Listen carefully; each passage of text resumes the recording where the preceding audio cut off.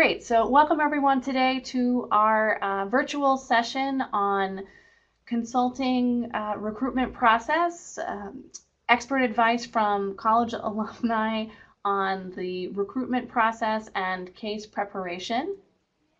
I am pleased to be able to introduce to you four distinguished alums whom we have with us today. Elise Faux, 2011 alum, who used to work at Accenture, Alejandra de la Cruz, who works at Korn Ferry, Catherine Benedict at Slalom, and Rachel Skelly, who recently left Deloitte to start at this fall. She's getting ready to gear up to start a full-time MBA program at Wharton. I will let them each introduce themselves briefly to say a little bit about what their roles were like at their organizations, what they did, how they first became interested in consulting, how they became interested in consulting, and what they used in terms of their experience from their collegiate experiences in their consulting roles. Elise, would you mind starting?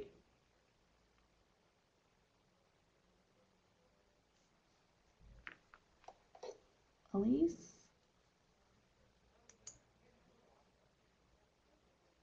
I think we might be having some technical difficulties. Let's try Is that better? Oh, yep. Yes. Now we can hear you. Go ahead, Okay. Elise. Okay, sorry about that. Take two. I don't know how my audio disconnected. But anyway, I'll start over. But obviously, I'm Elise. I'll try and hit on all the points there that you asked us to. But yeah, so I'm currently at Accenture. I have a pretty relatively short tenure here. I just crossed the 4-month line. But prior to that, I was at a smaller consulting firm outside the city called Gap International for about 5.5 years. And I guess the focus of kind of my consulting career, so to speak, has been in the talent and organization space. So a lot of change management, a little bit of executive coaching, kind of high-level strategy work. And let's see, so how I got interested in consulting, I feel like it was almost accidental.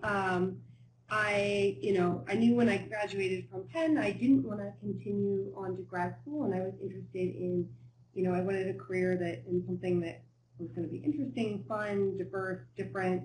And at the time, one of my really good friends was working in investment banking, and I was quite clear that that wasn't kind of the lifestyle or the career path that I wanted to pursue. And I had a couple friends who worked in consulting, a couple alumni who I had spoken to who were also in consulting, and just kind of through those conversations, I think at the time I didn't quite know what consultants did on a daily basis, but I just kind of talking to them and their passion and enthusiasm in which they kind of talked about their work was something that kind of attracted me to the field and to learn more about it. So was there anything else I was supposed to cover there, or is that kind of... Yeah, maybe just one. I think we hear a lot from college students in particular who feel like they maybe are starting out behind some of their peers in Wharton in terms of not having the business background. How did you leverage your experience with your academic background from the College of Arts and Sciences to excel in consulting? I think that's a good question, and I think that's definitely something that can be a little intimidating, so to speak, but I think it's something that you just pick up as you go. I think as like a student in the College of Arts and Sciences, you're not particularly trained on one thing. Like you're not, masterful in finance, but you are kind of well-rounded, well-versed, and you have skills to learn and to kind of apply what you know. And I think you tend to be like relatively quick in picking up on different things. So I think for me that was more important than knowing kind of all the business and terms like that, because I think regardless of what you study, when you start a job, there's a lot of on-the-job learning. So I think just leveraging your ability to learn and the fact that you are going to Penn, you got into Penn, and you a lot going for you in that. That's kind of what I leaned on more so than having a background in business. Great. Okay, excellent. Thanks, Elise. Alejandro, do you want to go next? Hello? Yes. Okay, good. You guys can hear me. Hi, so I am Alejandra. As Claire introduced, I am a senior associate at Korn Ferry, and I've been there now for a little bit over a year. Before that, I was pursuing my MBA at University of Michigan. And before that, I worked at a company called IMC, which is a Brazilian quick service restaurant company. I did HR and marketing. Well, during my time there, I was there for 3 years. And before that was when I graduated Penn. So yeah. And then I'll touch on some of the points you said about getting into consulting and how to leverage your education from the college.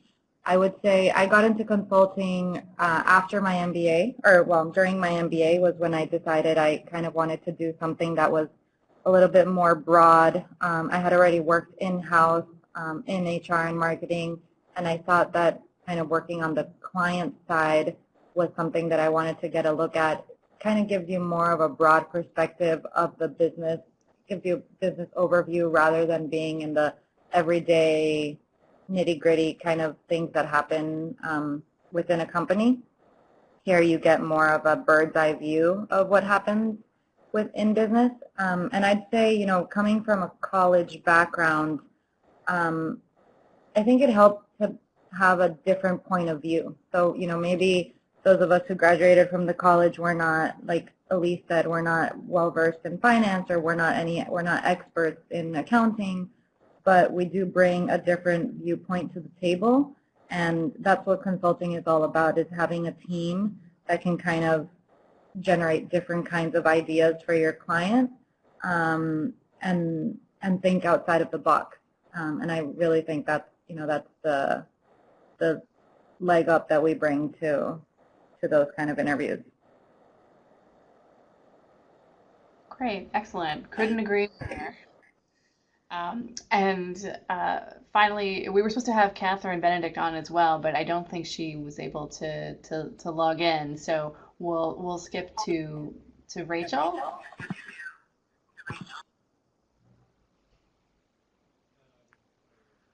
Rachel, who I think has, yep.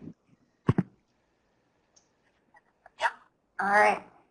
Hi, everyone. I'm Rachel Scala. As Claire mentioned, I graduated from Penn in 2015 with a degree in Health and Society, proud college alum, and joined Deloitte Consulting in New York immediately after.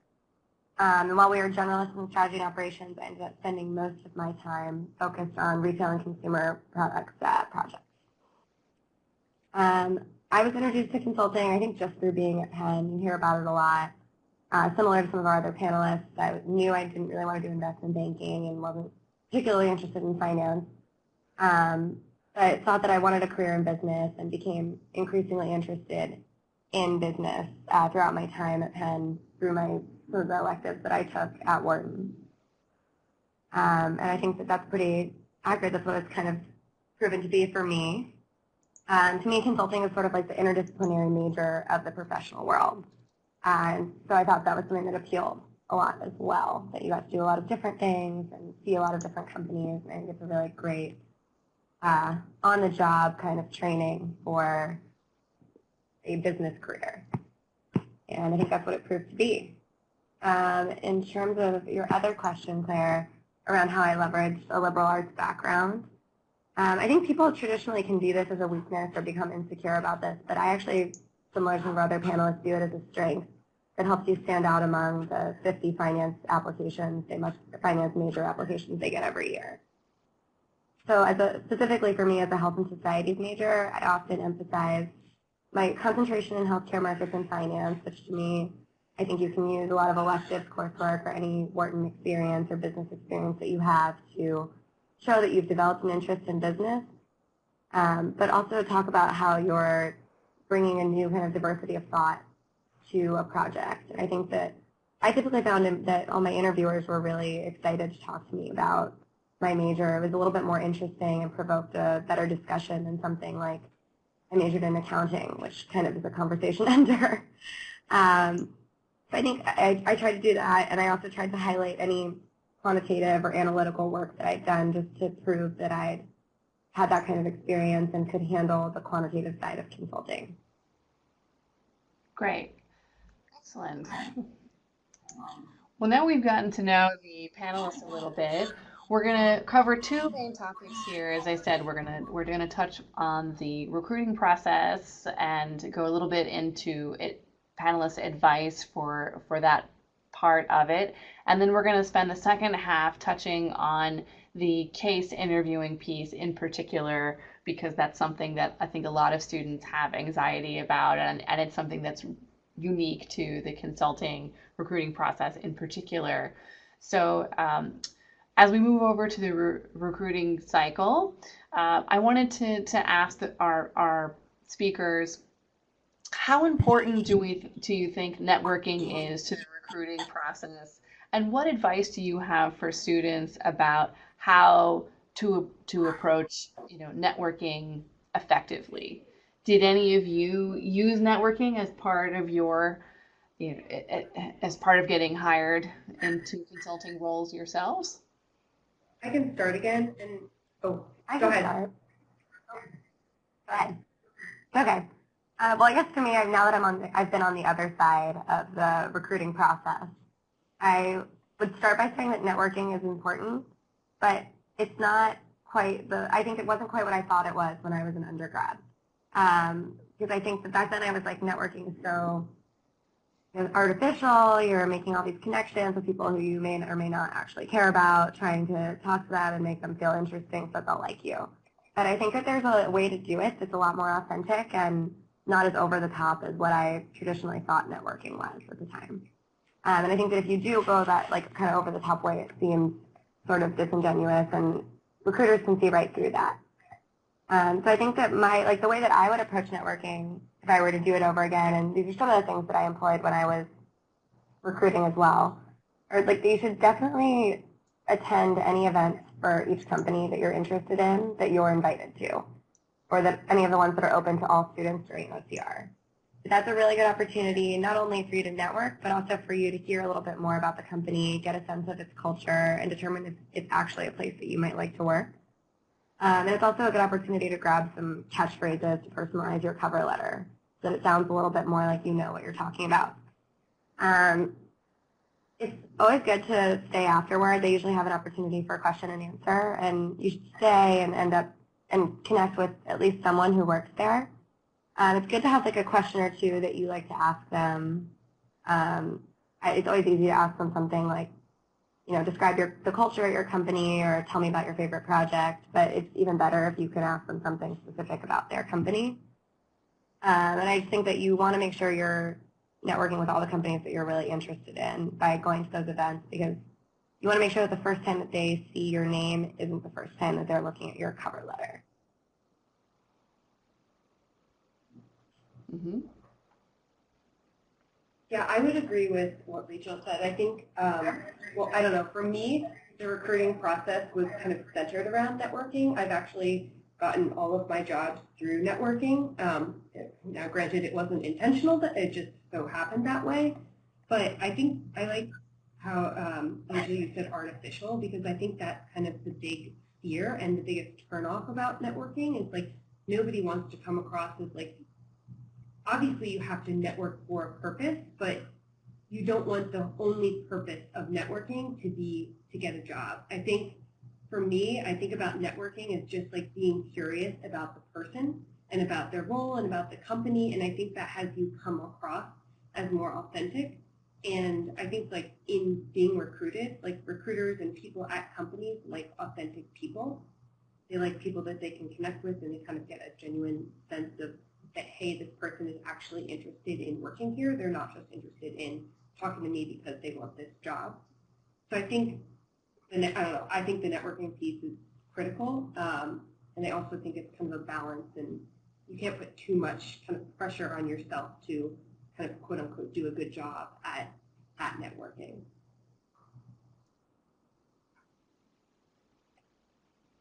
I'm going to echo what Elise and Rachel both said. The networking piece for me has always been really important throughout my career. Like Elise, I got both of my jobs through networking. And what Rachel said is very important. You want to make sure that the first time they see your name is not on a cover letter or your resume. You want to get your face out there. You want to talk to them. And going back to the point of it being authentic, just make sure you're getting to know people and actually showing them that you're interested in who they are and what their background is, how they got to the company they're at. Those are usually good ways to start conversations, is asking people about their backgrounds and how they got to where they are today. And the other piece I would say for networking is, take advantage of the alumni network. Alumni are always happy to, have a phone call, kind of understand and give you background of, what they've been doing. And if they can give a helping hand, I'm sure they will. But all of it, make sure you're treading carefully and not coming off as, just wanting to make a connection to get a job, but more interested in the person and genuinely interested in the company that you're applying to. Now I have one more point on that. Segue. Actually, Claire. Sorry, I just thought of this. But I think also you shouldn't limit who you're networking with. Like, don't just network with the recruiters or network with kind of the people who are at the career events. Like, I think you can, kind of like the world is your oyster, you can really network with anybody.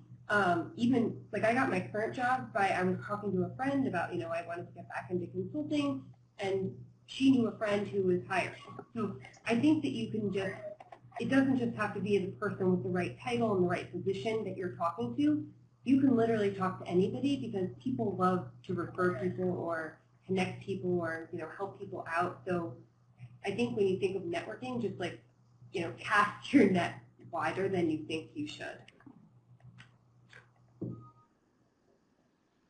That's a really good point, Elise. And actually, one more thing to add to that, I would even go as far as saying, make sure you recruit with, you network with people who are also interviewing at the same company, and maybe some of those already have an in, or somebody already has, a guaranteed spot at the company. Those people are great help. When I was recruiting for consulting, I know, for example, I was looking to recruit at Deloitte, and I got an interview just by talking to people who had done summer internships there, because they referred me back to the recruiter.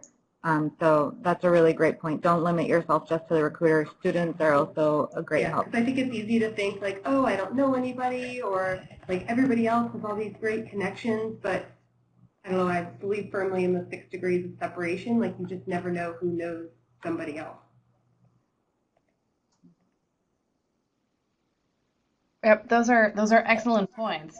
As folks who are approached, several of you mentioned the importance of not being shy, about leveraging the alumni network at Penn, about not being shy about using alums and recruiters, and I think that's advice that we echo and share with students all the time, but I think it's intimidating to know what to say.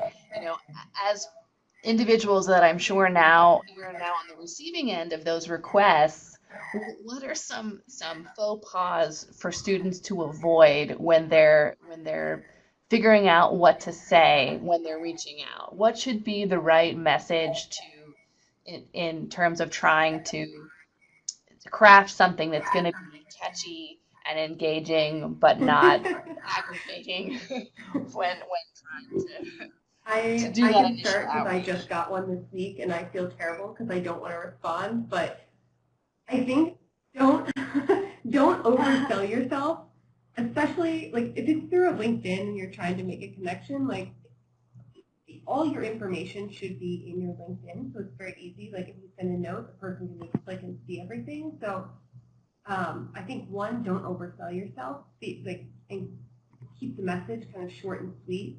And then also, I don't know, this might just be me, but I don't enjoy like a super formal tone. I think a lot of people, hi, Mrs. Bo, and I'm like, are you trying to talk to my mother? Because I'm not married. So I think just like keep it kind of informal, because it is some form of social media, and not too detailed, and don't oversell yourself. And kind of more genuine, like why you're, like if you're interested in getting into the company, like I think you can just straight up and say that. Be like, hi, I have this background, I'm interested in your company, but I think sometimes people skirt around that, but you can read through and know that that's why you're reaching out. So I think honesty, brevity, and transparency are the best.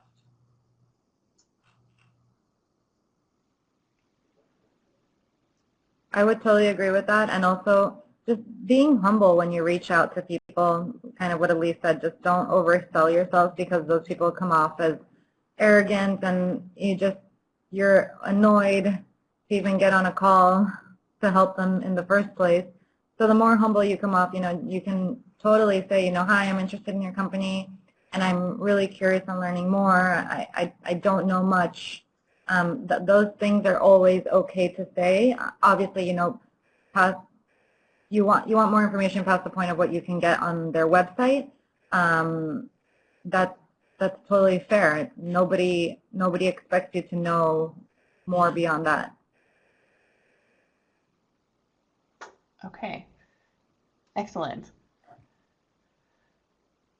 Okay, I think we want to move on we may come back to other advice for on-campus recruiting if we have time, but I want to jump to case interviewing and make sure that we have enough time for that as well. So I think we'll start with, we actually have some polling questions for students. So I'll let students go ahead and weigh in on these as we're talking. How many cases do you think you need to do to be well prepared? And I think that's also the question I want to start to ask our panelists, because there's a lot of debate about this, and I think there's a lot of pressure and anxiety. What are your thoughts? And maybe we'll start. Rachel, do you want to start with this one? How many cases did you do, and what are your thoughts on what's necessary to be well prepared?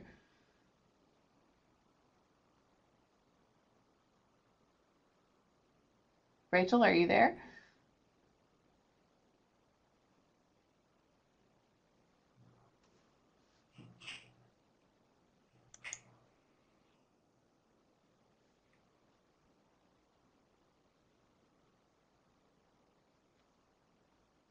Case interview topic scared her away. Okay, I don't know if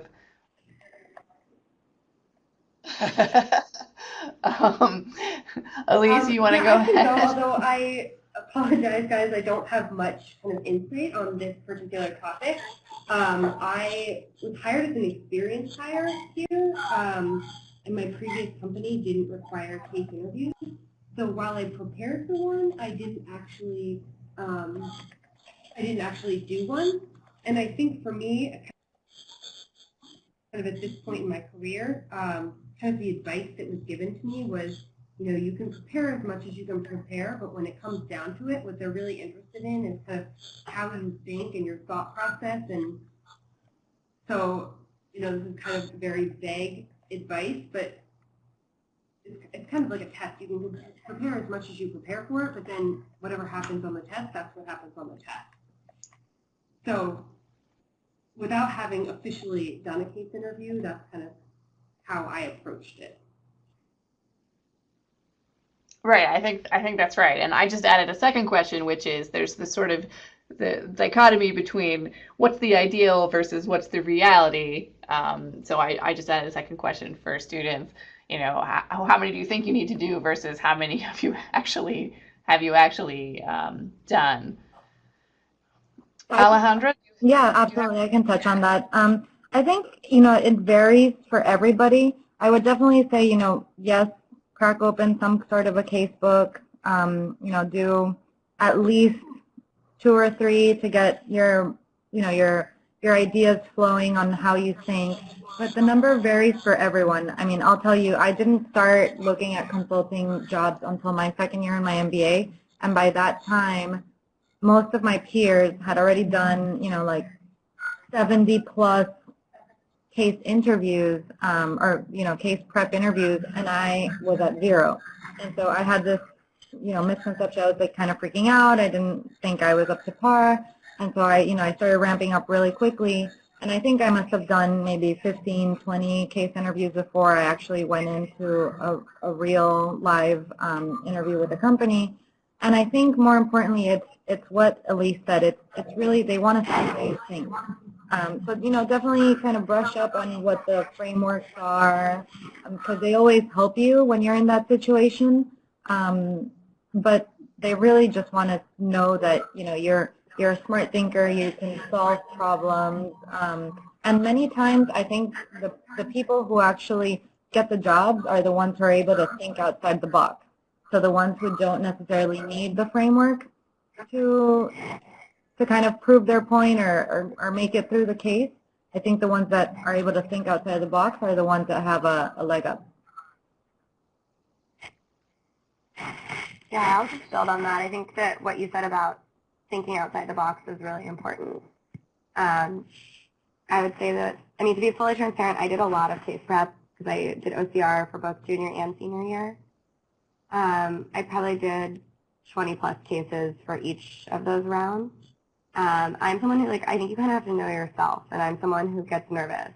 And for me, it wasn't as much about learning the framework as it was having experience and expressing my thoughts that way, structured thinking and breaking problems down into their component parts. And it was practice with some of those more nebulous skills rather than memorizing, the however many P's, however many C's, 4 forces, 5 forces, whatever those things are. And I think that most of the interviews that I had didn't really even lend themselves well to a lot of those frameworks.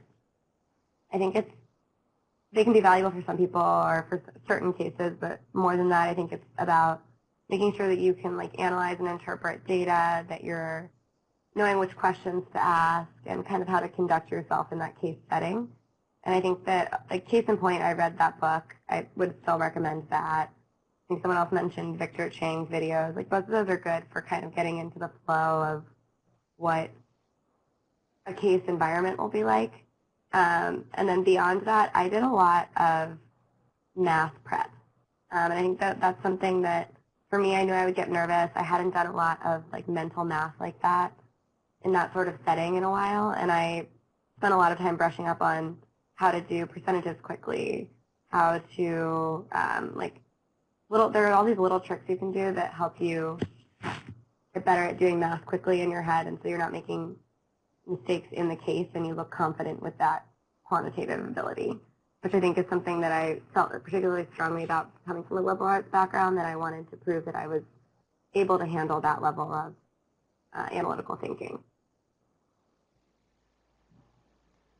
Excellent. So what are some other pieces of advice about sort of approaching cases effectively, and or other resources that you would recommend, either Alejandra or Elise, in terms of standing out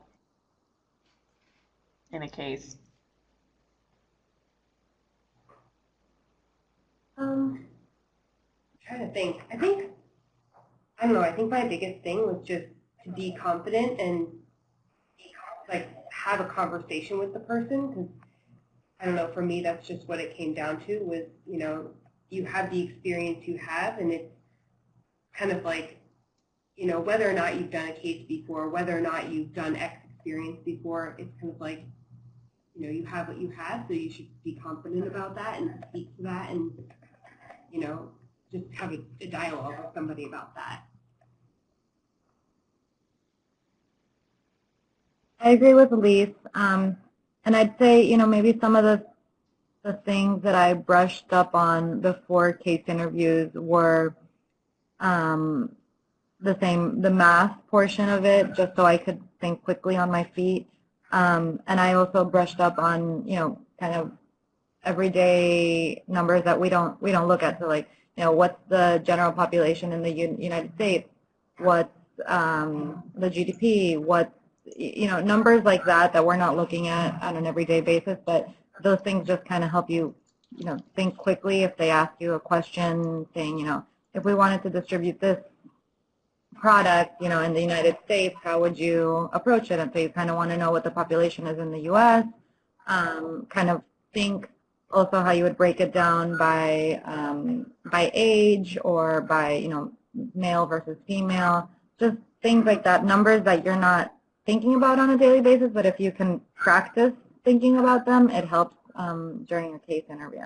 One thing that's semi-related that I did do is, and granted I came from one consulting company to another, and I found that kind of some of the terminology that we used at the first company was slightly different than the second. So I think for me there was an element of shifting the vocab that I used to make sure that I was speaking the same language.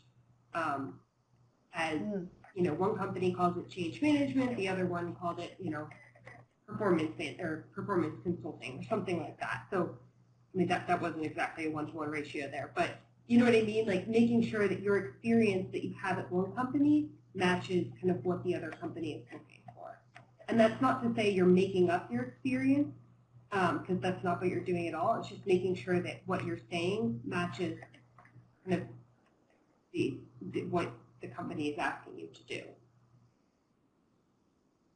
So that you're actually answering the question. And not because in your head it could sound like you're answering the question, but making sure that you're answering it for them as well, and that they know what you're talking about and that they know it's the same thing.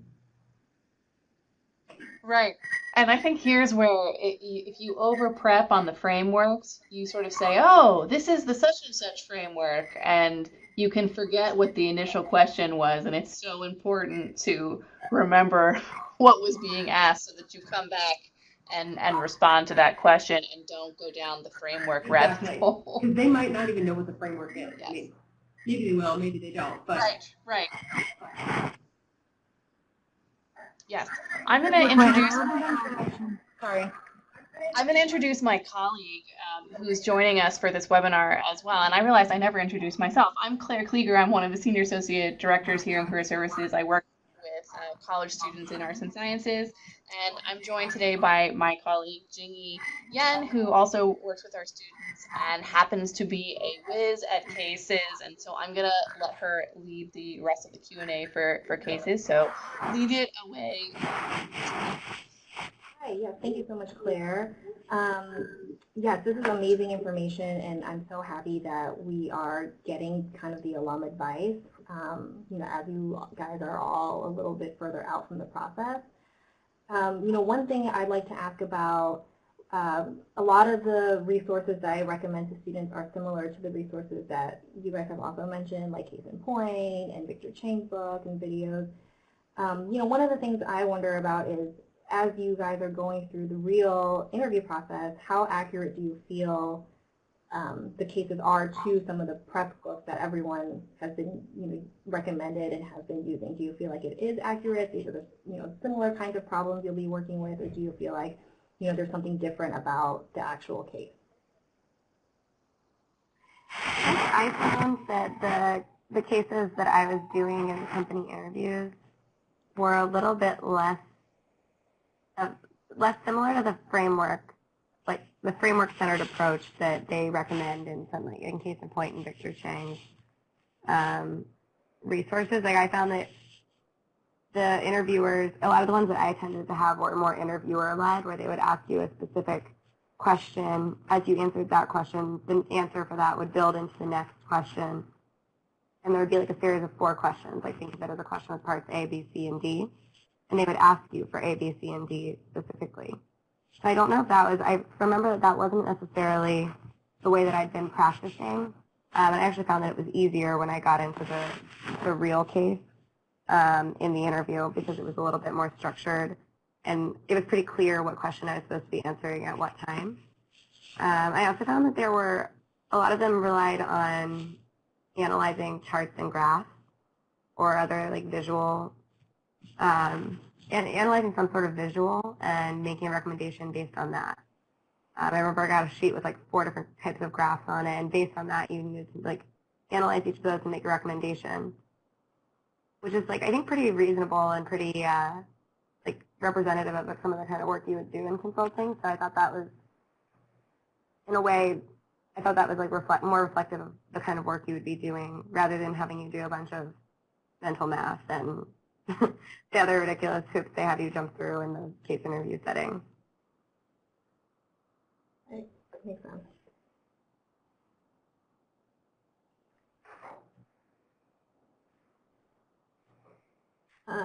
Elise or Alejandro, did you have anything to add to So that? I mean, I've never officially done a case interview, so I feel like I'm not quite qualified to answer that question.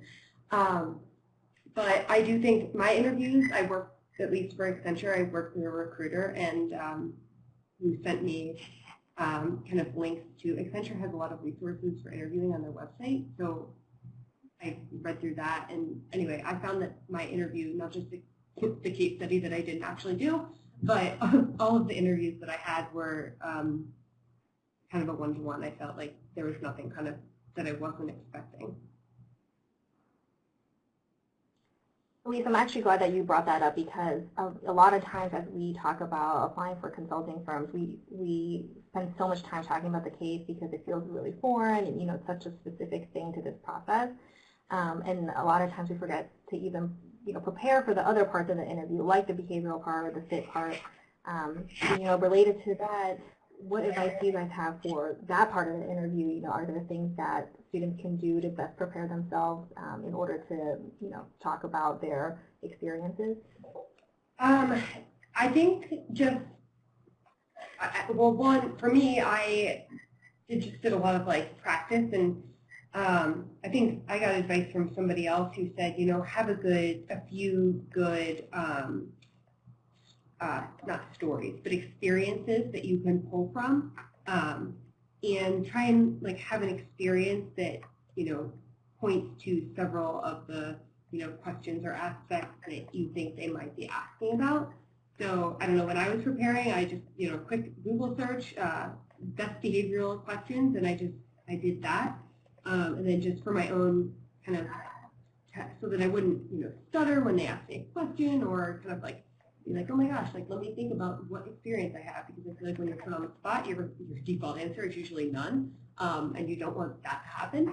So I think just having kind of a list of experiences that you can kind of readily pull through. And then when you're actually in the interview, I think it's like very easy to like be in your own head about like, you know, how am I doing? Am I doing this right? Was that the right answer? But it's kind of another one of those cases where there's actually no right answer, because again, they're kind of, you know, assessing you, and not assessing in a bad way, but they just want to know you as a person. How do you think? Will you be a fit here? Will you kind of thrive in this environment? So I think just your own confidence and knowing that they're actually not really looking for anything and there's no right answer. I had a few points that I would have built on a lot of what you just said for that. I definitely did the behavioral interview prep where you Google the common questions, and then physically writing down your answers, I think, is something that seems kind of silly because it's your own story, right? Like, why? Of course you know it. But I actually sat and wrote down my answers to each of those questions and how I would answer them. And I felt that that helped me organize my thoughts so much more. And even though it wasn't like I'd memorized, you know, word for word what I'd written down, I felt like I had a much more structured response to each of those questions that made me seem more prepared and thoughtful. I would also emphasize that it's important to have a really coherent story about yourself, because they're almost always going to ask you some variation of like, tell me about yourself, or walk me through your resume. And it doesn't need to highlight every single thing that you've ever done. Pick the pieces that you want to focus on and the ones that make sense for why you're applying to that specific company, and make sure that you emphasize those and consistently tie it back to why you want the job that you're currently applying for. Finally, I think you need to know why that company specifically makes sense for you. So whether it's some offering they have or some aspect of their culture, you're super interested in healthcare and they have like the most amazing healthcare programs, or they do the best work in this specific space in healthcare. Have something about that company that you're ready to answer beyond the simple like why consulting. Like, I found that I didn't really get asked that specific question very often. It was more around like, why do you want to work at our company? And having an answer that you apply to that specific company that doesn't apply to other companies, I think really sets you apart and makes your interest really clear and shows that you've been really prepared for that specific company. I would agree with what Rachel just said about, writing down your stories.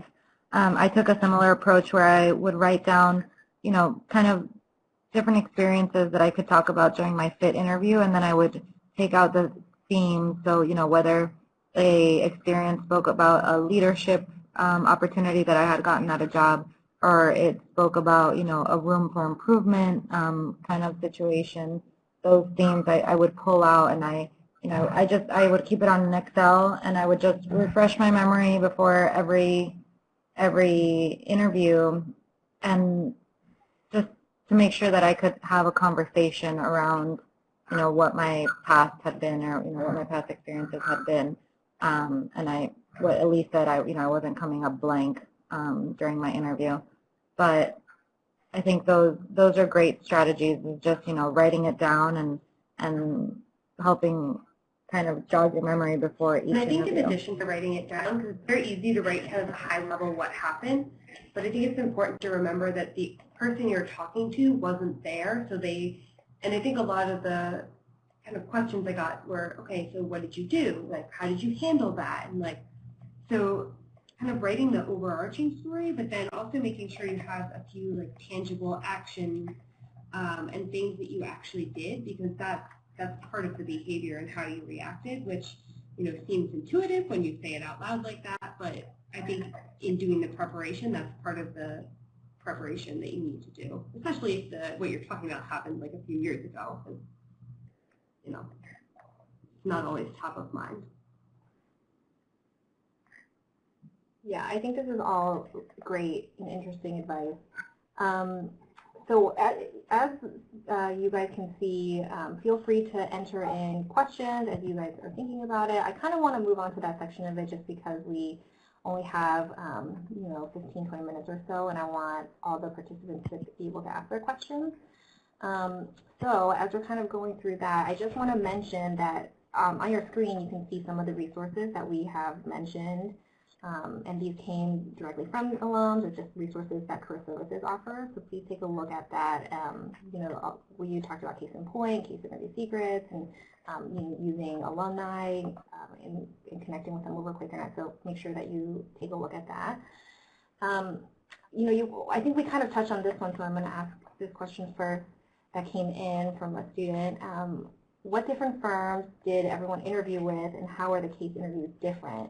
I think this is interesting because, for a lot of firms, they may have really traditional structured case interviews, and other firms may not have case interviews at all. So if you guys feel comfortable sharing, maybe how were some of those interviews different at different places that you interviewed at? It's been a long time, and I'm honestly not sure that I would remember even all the places I interviewed, let alone what their cases were specifically like. Others can jump in if they feel differently. But I don't know if it really would be, it might be more helpful for you to ask that question to people who interviewed last year.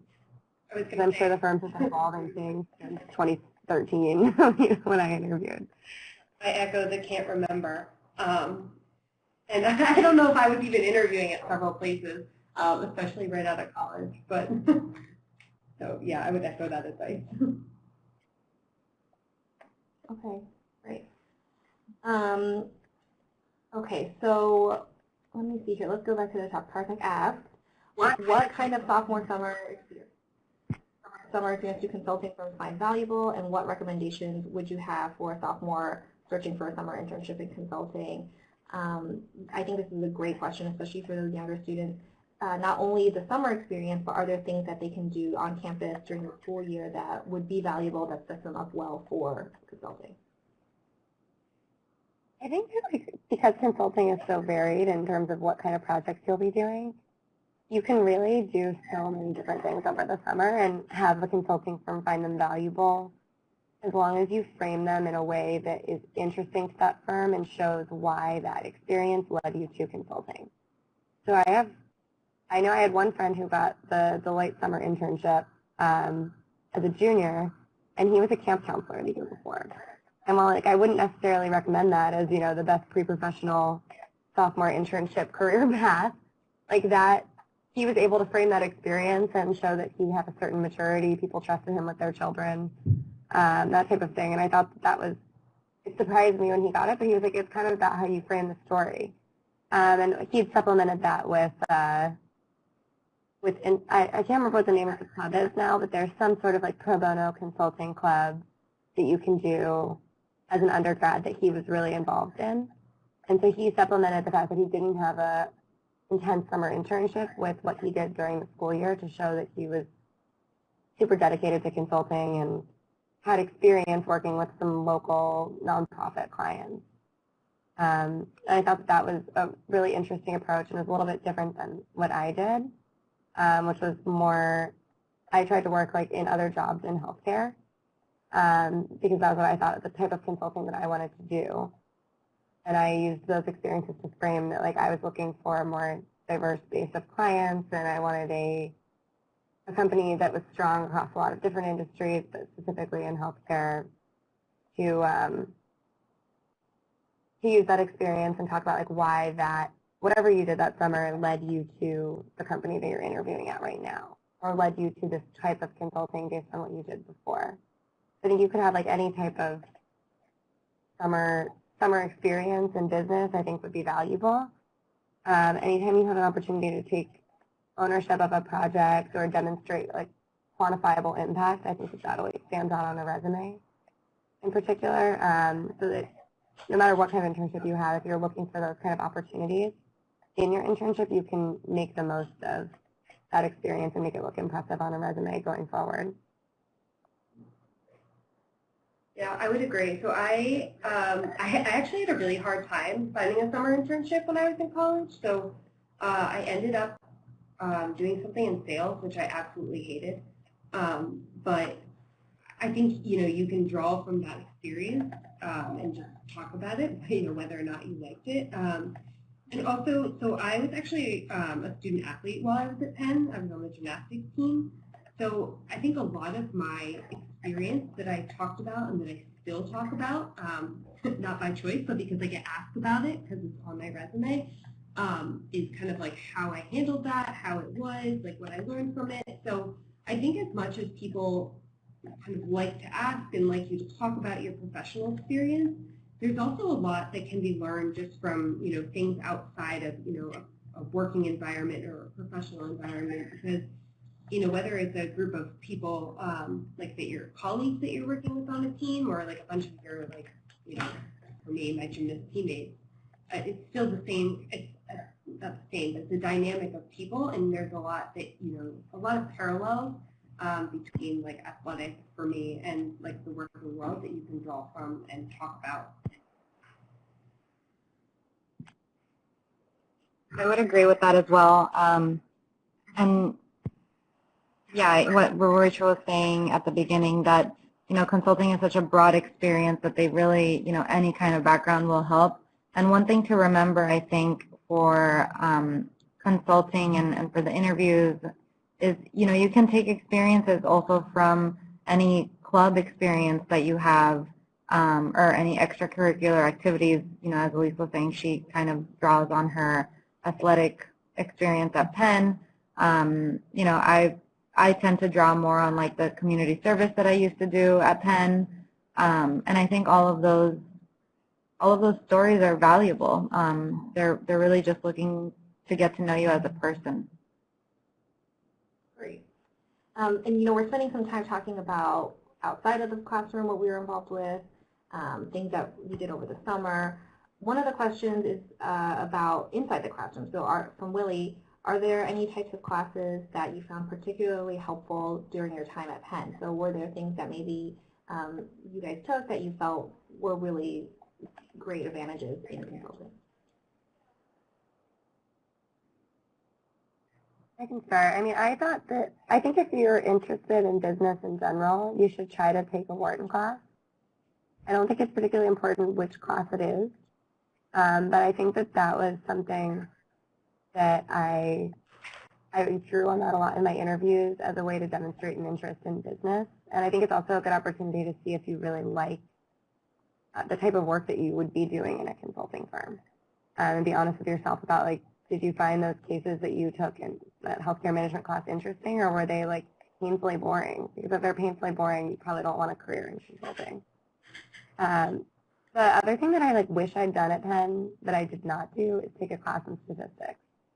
I think a lot of people end up doing that, but I felt like people reference those like the basic terms around it all the time, and I find myself wishing that I had taken that class. I'm glad that you bring that up. There was another question that was asked about hard skills, so like data analysis or coding. Like, do you think any of those things are necessary for the type of work that you're doing now?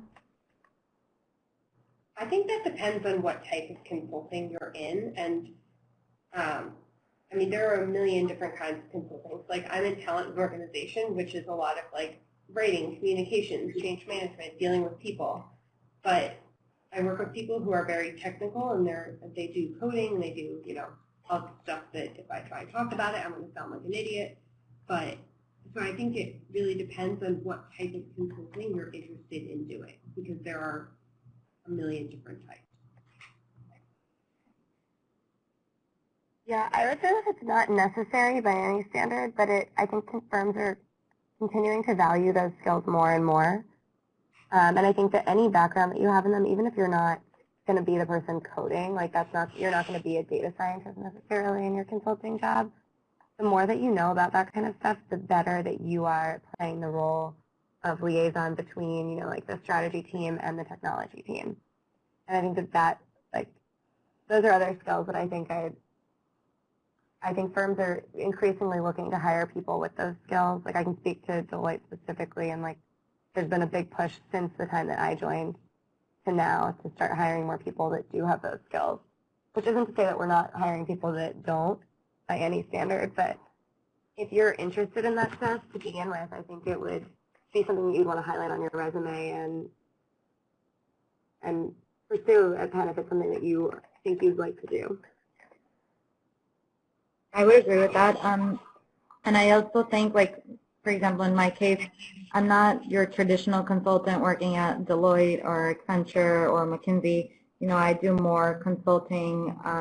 You know, we help companies find the right talent for their companies, but more and more we're seeing our clients ask us for, you know, data or, you know, kind of numbers around, you know, how many CFOs there are in the U.S., how many women CFOs there are sitting, things like that, and being able to extract data quickly and being able to put that into a presentation is always a good thing. So.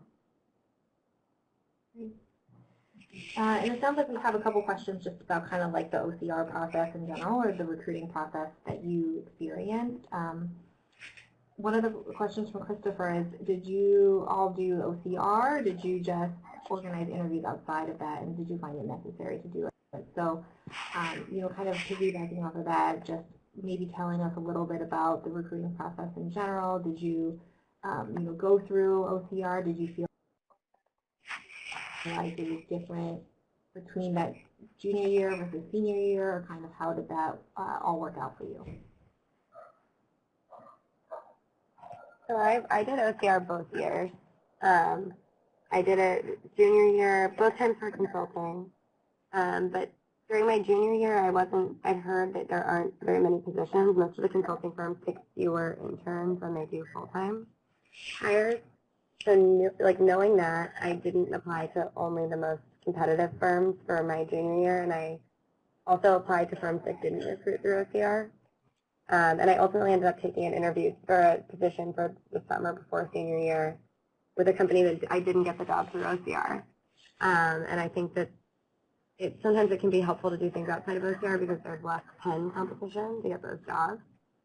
Like if you're going to have 200 people drop their resume for one of the consulting firms that does OCR, but only like 5, 10 people apply to this other smaller company that doesn't recruit through OCR, you have a big leg up in standing out among 5 people than 200. So I thought that I viewed junior OCR like it would have been really nice to have gotten a position, but realizing that a lot of the firms don't hire as many people, I also viewed it as a really good opportunity to practice that stressful situation that you're going to find yourself in. And I felt much more confident going into senior year, having done a bunch of those cases, having had a consulting internship, and feeling like I felt like I'm just much more confident with the whole process, and I think that helped me do much better in senior year OCR. And I think it's a good lesson to not be discouraged if you don't get anything coming out of junior year OCR. That, like, I didn't get an interview with Deloitte even for junior OCR, and then I ended up getting the full-time role. But I say that to encourage all of you to, if you're really interested in it, do something during the summer, you know, make the most of whatever you can get that summer and apply again in the fall. The firms are taking like way more people than they take for the internship. I agree. It's definitely important to leverage both OCR and off-campus opportunities. Don't limit yourself because you never really know, you know, what you're going to find outside of OCR. And what Rachel said is very true. You know, you're probably competing with less people outside the OCR process, and you might be able to get an interview easier that way. Yeah, So we just have a couple more minutes, and I think this is kind of a great wrap-up question. You know, as you guys are now a couple years out, having experienced the professional consulting world, is there anything you wish you had known going into consulting that maybe you didn't know and you know would like to share?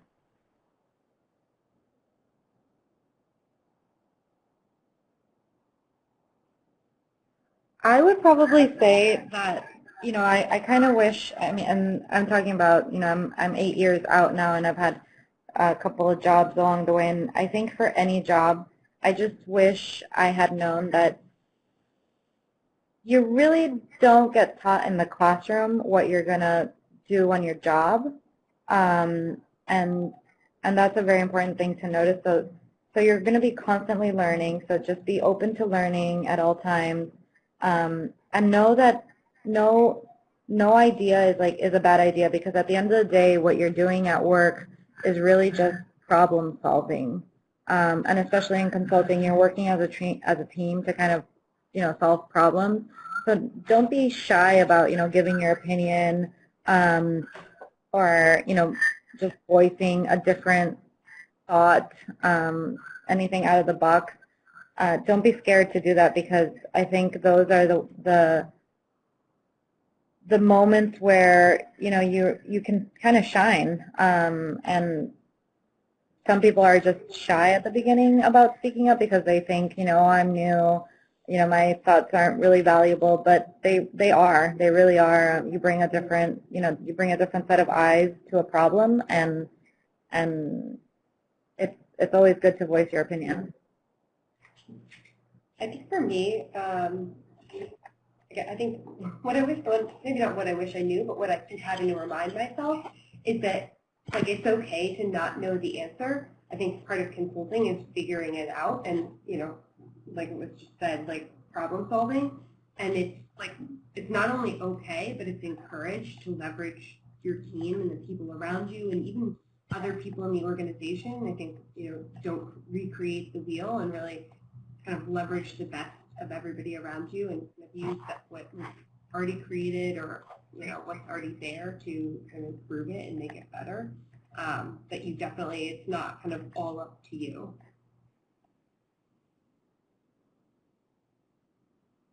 Yeah, I would echo what both of you said, both in terms of speaking up, which is feedback that I've gotten often in my early career, that I need to speak up more in meetings and be brave about sharing my thoughts, but also being brave about admitting when you don't know something. And I think that can be it's a brave thing to do, to admit when you don't know as well. I guess I would just close it out by saying that I'm excited that all of you are interested in consulting. I think it was a really great first job for me and set me up for a ton of learning. I feel like it was a really good first job to have, to get that really good foundation in business and set you up for a really long, successful career. So good luck to all of you in the recruiting process this fall.